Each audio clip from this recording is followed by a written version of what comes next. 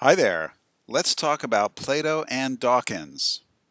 I'm Eric Steinhardt. You can learn more about me at my website, ericsteinhardt.com. This video is based on my book, Believing in Dawkins, The New Spiritual Atheism. Believing in Dawkins tries to show how to use ideas from Richard Dawkins to build a new and satisfying naturalistic culture. You can learn more about the book at my website, ericsteinhardt.com/Dawkins, and so forth. Plato and Dawkins. Why would you think these two have anything in common?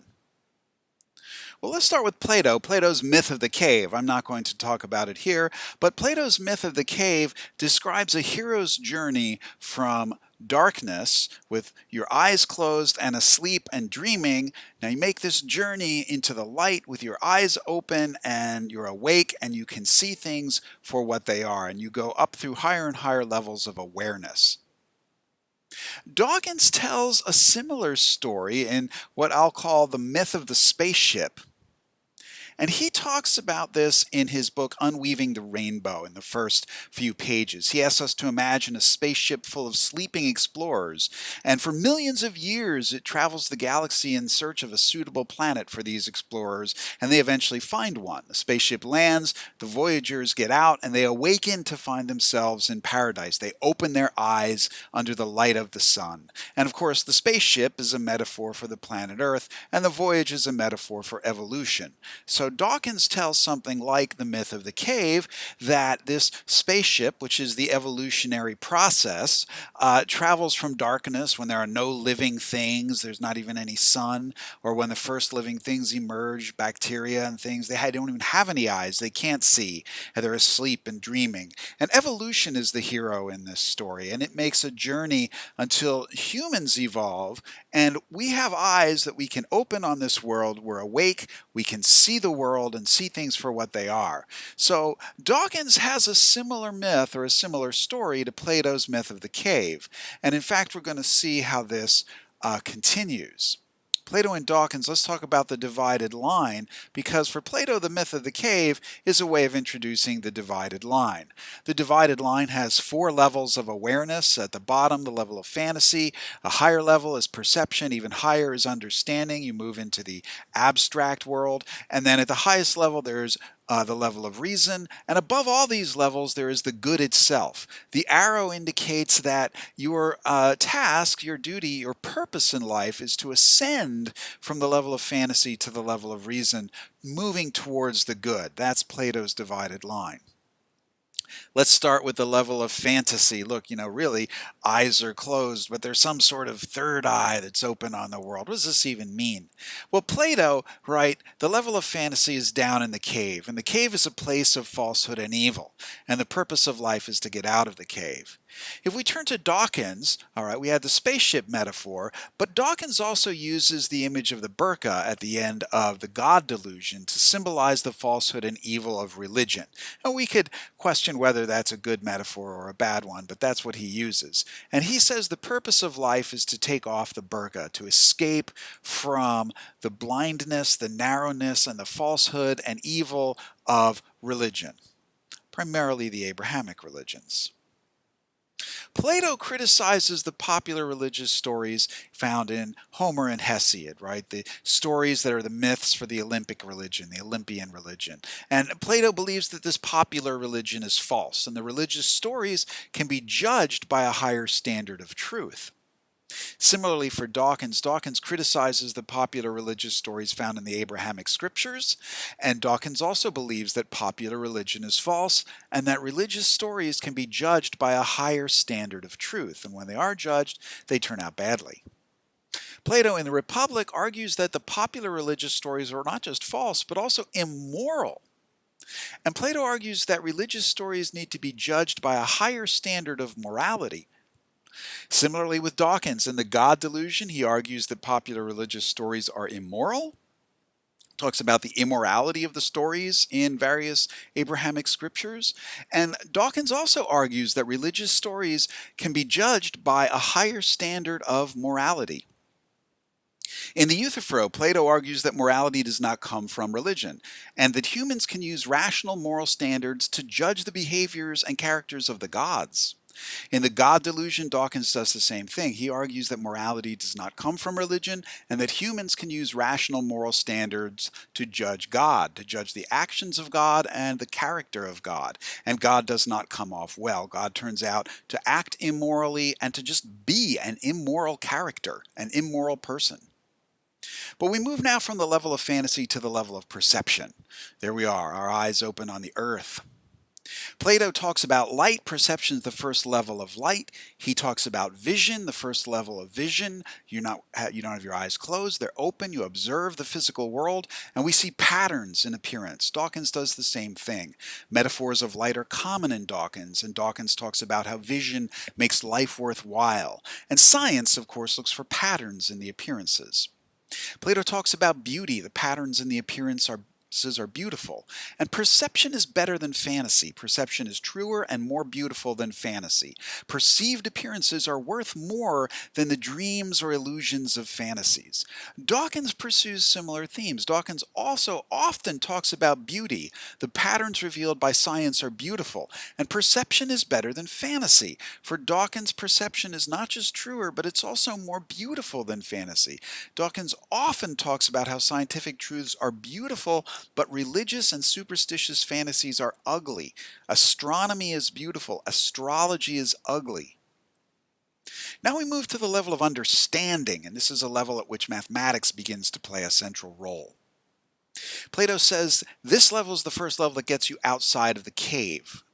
Dawkins talks about getting outside of the universe. He says we get outside of the universe by building models of it inside of our brains. And this is on Unweaving the Rainbow, page 312.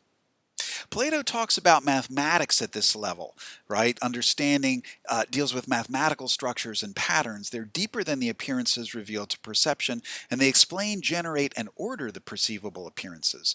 Dawkins also talks about mathematical structures, like abstract spaces of possible organisms, and he explicitly talks about these as mathematical structures, purely mathematical structures. Dawkins also endorses the thesis that comes from Peter Atkins, the chemist, that the universe is constructed out of the self-elaborations of the empty set, a mathematical structure.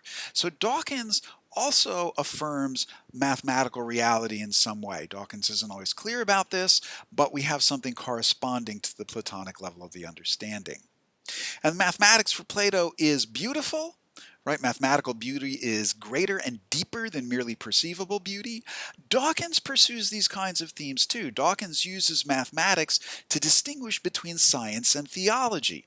The difference between science and theology, or the natural and the supernatural, is mathematics. Dawkins then turns to mathematical beauty. He says to fully appreciate the beauty of the universe, you have to look at its mathematical patterns. The New Age theory of crystals is ugly, but the mathematics of crystals is beautiful. So when Dawkins gets really deeply into the issue of natural beauty, he turns to mathematics and mathematical beauty.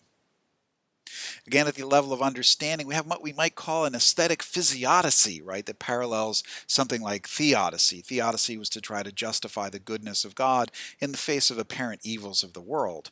Now, the Platonist Plotinus argued that the goodness of the universe is revealed by its aesthetic value.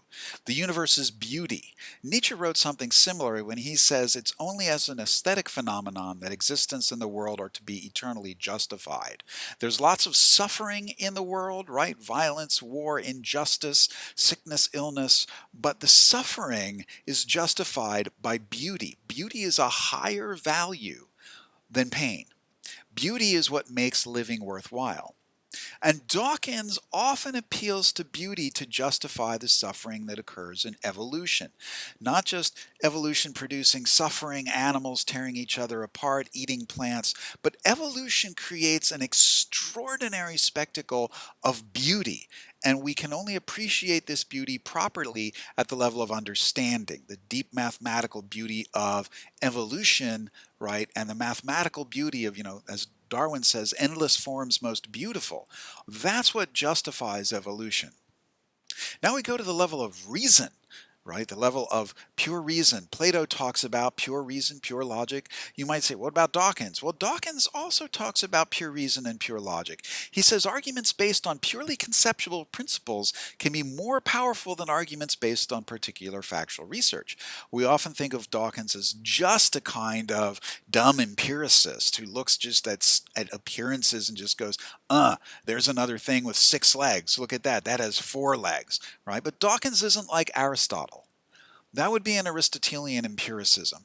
Dawkins goes deeper. He's aware of the power of abstraction, right? He regards the selfish gene as so abstract that it applies to life everywhere in the universe. That claim vastly exceeds the evidence, because the evidence for the selfish gene only came from one tiny little planet in one little galaxy far away from everything else. But he says that the argumentation in there is so abstract, it's pure reason, that it applies to life everywhere. And he says that Darwin's belief that life began in simplicity can be affirmed, and this is a quote, on the basis of pure logic rather than evidence. So Dawkins is a friend of pure reason.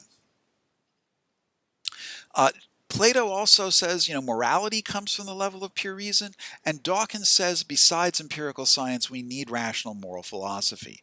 Rational moral principles include things like the golden rule or the Kantian categorical imperative, and Dawkins also says that the world is rationally ordered. He says this many times, and he says he has a profound faith in pure reason, just like Albert Einstein. We move finally to the highest level, observing the sun in its own place, as Plato says. This, of course, is a metaphor for the good. And Plato talks about the positivity of nature. All existence is generated by the good. This means existence is for the best. It doesn't mean that existence is for the best for you or for humanity. The good is not God. And the good does not care about you or your species. The good involves everything. Everything aims at the good. And the universe will be good even if you get sick and die, even if everyone you love perishes, and even if eventually the sun incinerates the earth and everything ends in black holes or the endless heat death of space and time. Everything remains for the best because this is a universal claim. Dawkins also talks about the positivity of nature. He says the universe is, quote, grand, beautiful, and wonderful place. He celebrates its glory. He talks about the true reverence with which we are moved to celebrate the universe, and that we should be rejoicing to be a part of it. Right? Dawkins also regards the universe as a positive place. Right? Despite the suffering, the horror, the pain, the destruction, the violence, and injustice. So what explains this? That kind of claim doesn't make much sense without something like the good. And you don't have to think about the good as Plato did, but without something like a good, right? These kinds of claims about the positive value of the universe don't make much sense. Yujin Nagasawa talks about this as the atheistic problem of evil. Given all the evil and suffering in the universe, why think living here is good? Well, we've got to have some kind of goodness to justify that. And finally, Plato talks about mystical experience, or other Platonists have as the direct experience or awareness of the good. Dawkins, you might be surprised, also was aroused to something like mystical experience by the glory of our universe. And he talks about this in several publications, right? He tells Alan Lightman, the scientist, in a video conversation they had, that you can't out-transcendence me. Dawkins welcomes experience of the transcendental. It's just not God. It's something like a kind of Platonic goodness, an absolute value of existence itself. So these have been a few Platonic themes in Dawkins. I've gone over these very quickly. For more detail, you can look at my book, Believing in Dawkins, The New Spiritual Atheism. It's published by Palgrave Macmillan, and you can learn more about it at my website. The address there, ericsteinhardt.com/Dawkins/Dawkins Home. Thank you very much. I am Eric Steinhardt. You can learn more about me and my work at my website, ericsteinhardt.com.